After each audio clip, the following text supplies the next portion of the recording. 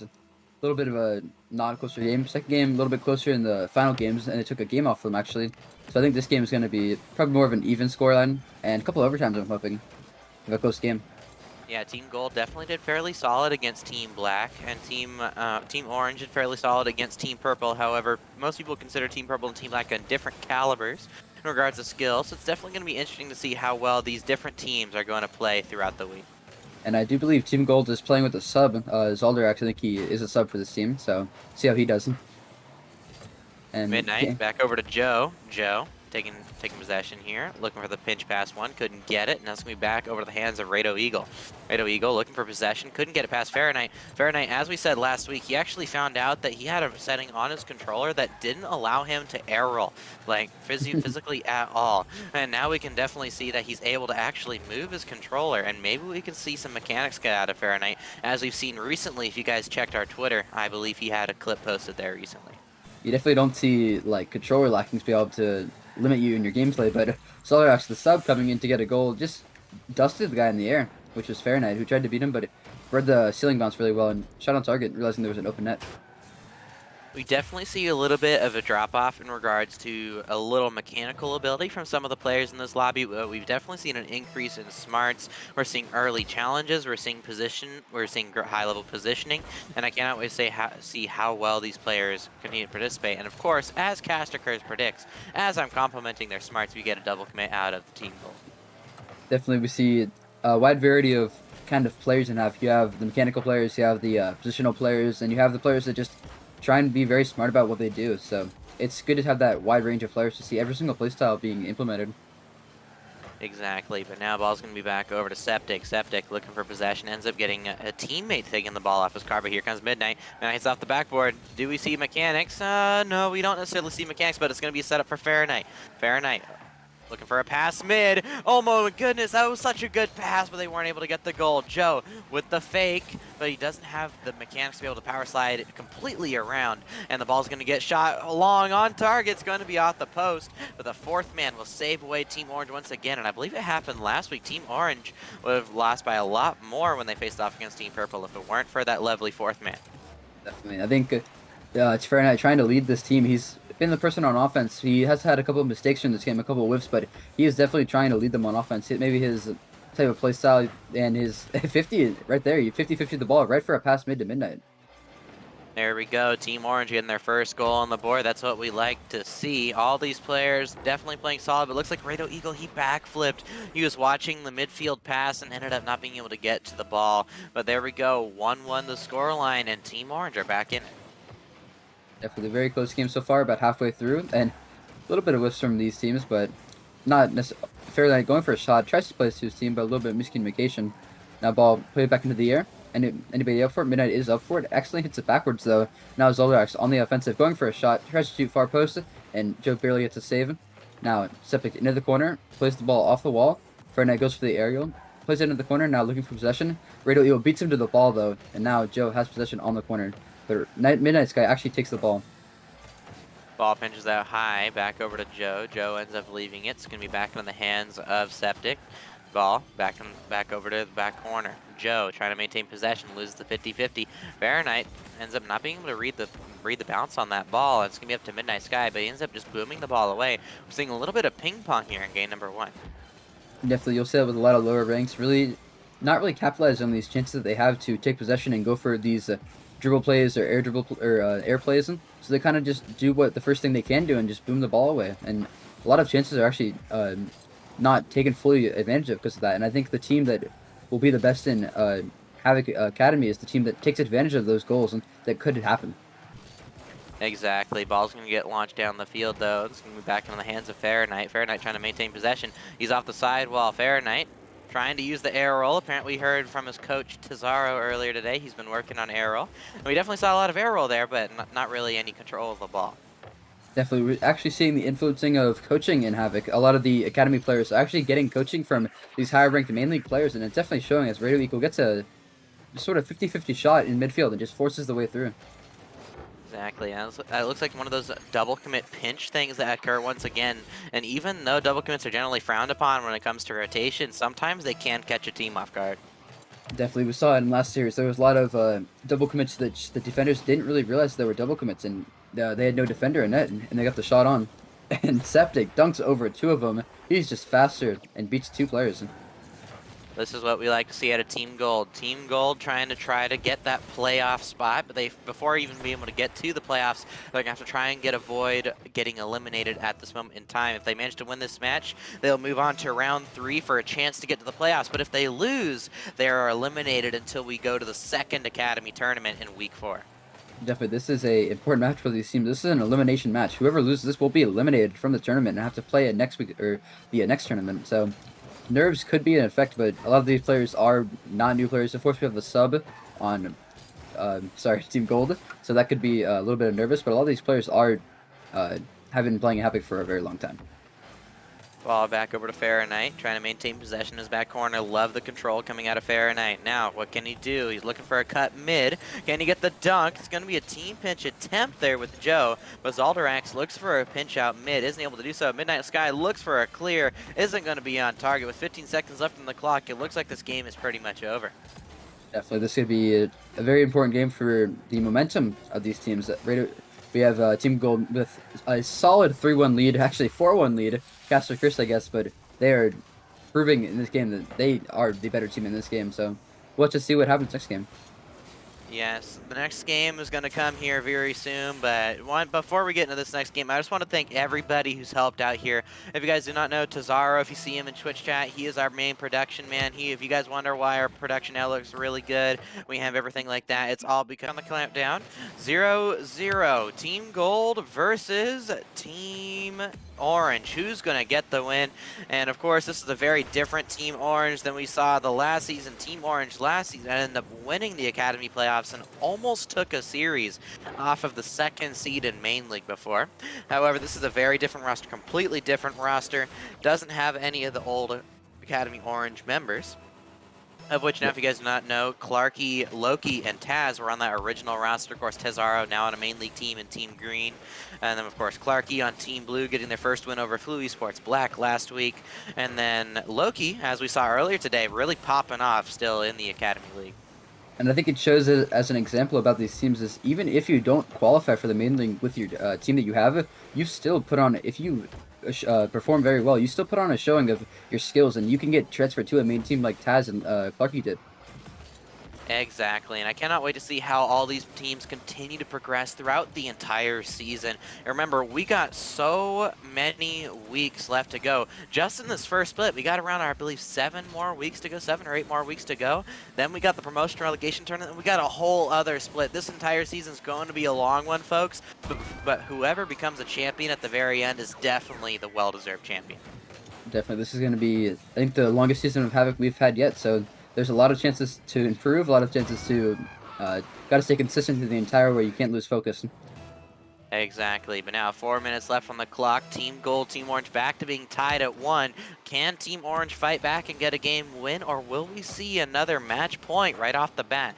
Every single series we've seen tonight has gone 2-0 up. We have yet to see a game be won by a team that has not won the first game. But maybe we can see it this time. Team Orange is going to be looking to fight back and try to keep this series close.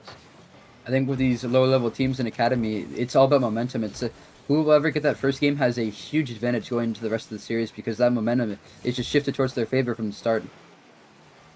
Exactly, but now Fahrenheit going to be looking for a pinch down the field. Ball's going to bounce down to mid, but he ends up not being able to have the mechanics to read it, or maybe he trusted his teammate more. Ball's going to get popped up, and that's going to be another double commit, but it launches the ball down the field. Team Gold still trying to scramble back to get this win here. Team Gold are in a state of they're just scrambling. They have a lot of double commits, but it's not necessarily failing for them. But if Team Orange actually were to capitalize on one of these, it would be deadly for them.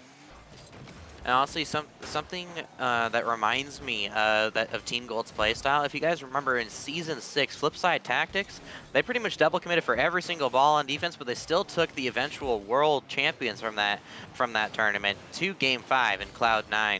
So sometimes double commits do work, but you have to make sure that when you guys go for the ball, you have to make sure that they're solid touches. But in the end, it's always better to just send one person to do a job rather than 2 people to do the exact same thing. But with that, Team Gold managed to go up in the score once again. Definitely just a great shot from Septic. I think a little bit out of position was Midnight Sky. He was just cheated up a little bit too far. Maybe didn't have a lot of faith in Rado Equal to bang that ball into the net, but he definitely did, and that'll serve maybe as a little playing a little bit like South America, just having a third man cheated up way too far. Exactly, and of course, we love our acronyms, we love our phrases. Third man Sam, everybody, we got hashtag third man Sam in chat. Whenever you push your third man into the offensive goal box and the ball just gets boomed over your head, we love to call that third man Sam. As the South American region loves to send their third man full force rather than having him back to watch the likelihood of a clear. And if you guys actually do not know, the reason why third man stays behind the midfield line or doesn't push up that far is not because the ball can get cleared over his head, even though it can happen. It's actually to keep pressure, because if you end up being really far up the field and you have to turn all the way around to hit the ball, the other team can charge you with no fear, which is why you stay behind the midfield line so you can face forward and keep pressure on offense. That's why it's better, and that's why North America and Europe have that third man so far back. And it's something that all the other regions and even lower level players in North America, for example, are starting to learn. Definitely, I think some of these, a lot of the lower level players really take off of pros. They really try to, because pros are the pinnacle of the game. They see them as these just icons who are just so good at the game and have thousands of hours. So they try to copy everything they do. So a lot of these players have been starting to do that. We're seeing it, but still, they are still. Sometimes they just get a little bit too aggressive and stuff like that. Exactly, but Rado Eagle pops the ball high. Zalderax looking for a follow. Rado Eagle looks for the follow himself. Again, the fourth man saving Team Orange, but still only a 1-goal lead. Can Team Gold get the win here? Minute left on the clock. Or will Team Orange get back in the series? Ball's going to go bounce out mid, and Septic will get his hat trick.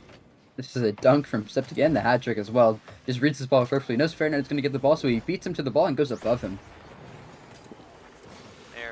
That's what we love to see there, Benji. Just solid team play, solid positioning over around, everybody facing forward. And oh my goodness, a double commit on a kickoff. I mean, I'm used to seeing it in net, not really on a kickoff. Yeah. But with a minute left on the clock, it looks like they're still going to maintain that 2-goal lead even after that suspicious kickoff.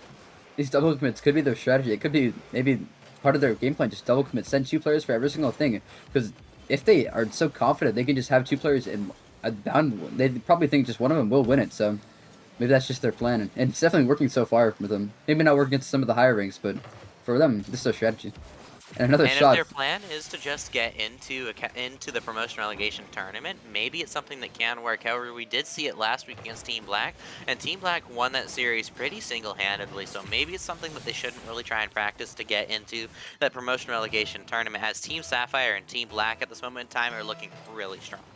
Definitely. I think some of these teams, what I would do if I was in the situation of Team Orange, they need to capitalize on the mistakes way more.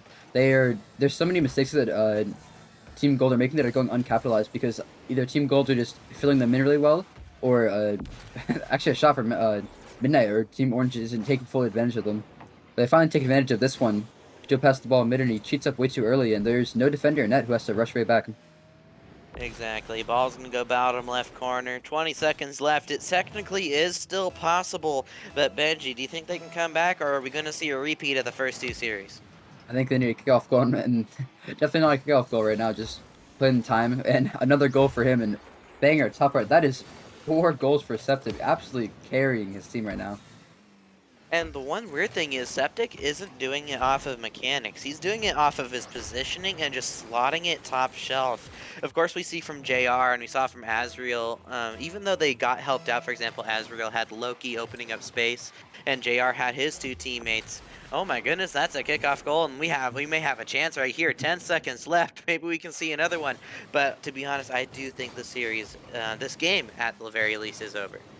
Definitely, I think as you were talking about with the more mechanical players, usually you see the mechanical players are the usually topping the scoreboard, the ones that have the most goals. But you see Septic, who is just very well positioned, and he has 4 goals, 4 shots. This man is a bullseye. He's hitting every single shot, 100% goal accuracy. Exactly, but the confidence out of Team Gold is super, super strong, but Team Orange honestly should have a counter for this strategy if they are a solid team. Of course, they are playing with their full rosters, but so it's going to be up to them to try and get the back into that position. Definitely. See Joe. Moves the ball down to Farah. Passes the ball to the corner. Ball bounces up. Now Farah on the wall. Tries to go for a read. Just barely misses it, but now Midnight tries to go for a read as well. little bit of whiffs, but now Joe playing a good third man, very far back, trying to delay time for his team. He gets a great 50 in the corner. Now Midnight takes the ball into midfield. Joe booms the ball downfield, and Septic also booms the ball downfield. A little bit of ping pong. And Septic tries to go for a shot, and pops the ball top shelf and gets it over him, crossbar down and in. This man is just shooting so well today. The accuracy right now from Septic, he's doing so much for this team. If Septic's accuracy was not here, maybe these games would be a lot closer, and the games are already close to begin with. And he's just slotting the ball in the back of the net. Definitely not as much of an MVP performance as Azriel, but definitely still very, very necessary for this team. Definitely, I think he is a little bit a triple commit actually from all three players on Team Gold. But I think, I think Septic actually plays that role of just not exactly MVP, but he is the shining player of this team. He is always on offense. He is making those plays that I don't think other players would actually be able to make fully. But this is actually Septic is able to get back, but that was a very rough play from the team. They both cheated up, and there was no actual second man or third man in that play. Exactly. Zalderax ends up whiffing. It's going to be a chance here for Team Orange, but can they get the goal off of it? Can they make something out of the scrambling defense, or will it be a win taken into the hands of Team Gold? Team Gold looking at if they can win this game, that's going to be the end of our series for tonight. But if Team Orange can get a win, maybe we can see a reverse sweep. A lot of these teams have gone down 2-0 in the series, and they haven't had the momentum to go to a reverse sweep, which just shows these teams are very close as these games have gone. We've had a couple of overtimes tonight, but these teams, there's usually a better team in this that just performs better, less mistakes, and better goals. Exactly, but Septic, he's definitely been holding up his team here. Another double commit again, as Septic does not want to leave the ball. Rado Eagle tries to push it forward, now going to be looking for a pass across. No one on his team there, turned up for the ball, and Joe, looking for a pinch, is going to pinch the ball out mid. Septic taking possession, though, but he ends up giving it right to Midnight. Midnight, though, hits it off the crossbar. The fourth man that normally helps them out so much has actually hurt them, and now Joe's going to be the one trying to push the ball up the field. And Luke, I have a question for you. Do you think that some of these teams who necessarily have a outstanding player will have a problem with the outstanding player trying to just do everything for his team and actually like double commits with the players, with his other teammates, and is just ball chasing? It depends on if that outstanding player is due to smarts or mechanics. For example, if we take JR, his mechanics are great, but if we put him in the promotion relegation tournament and he tries to carry his team against the main league teams, I honestly can see them losing because of that fact. But if we see someone like Septic in the promotion relegation tournament, as of course by the end of the season everyone's mechanics will have improved, by then I could honestly see Septic being a very good, outstanding player for his team, and maybe even take a win over one of the teams in the promotion relegation tournament. Definitely, I think some of these more mechanic-reliant teams in Academy, their mechanics are very good, but the mechanics that they have are also, most of the players in main league also have at least close to their mechanics. So they're not going to be an outstanding player in, say, a promotion relegation tournament, but somebody like Septic who has incredible accuracy like this will actually be an outstanding player, because even some of the main league teams can't actually shoot on net all the time. Exactly, and sometimes that's all you need, even for main league teams, except when you're playing against Team Cyan, Esports Pink, or Team White. If you're playing against any other main league team, sometimes all it takes is just one powerful shot on target. And we're seeing that some Academy players are practicing shooting now, so if they can keep that shooting and work on the power now, and keep the accuracy, maybe by the time the promotion relegation tournament happens, they can just shoot it on the lower main league teams and maybe just get goals.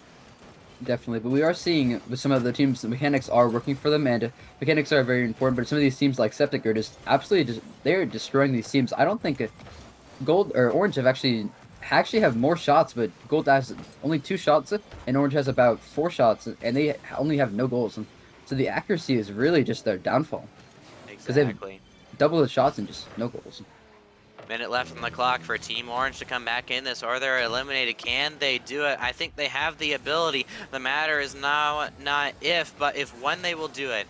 Ball back now, 50 seconds left, back into the Team Orange corner. Fahrenheit back over to the side wall, trying to maintain possession. Tries to get under one, but Zalderax manages to get the ball over to the offensive corner. Ball pinches out mid. Rado Eagle gets a pop, and it's going to be back over to Midnight Sky.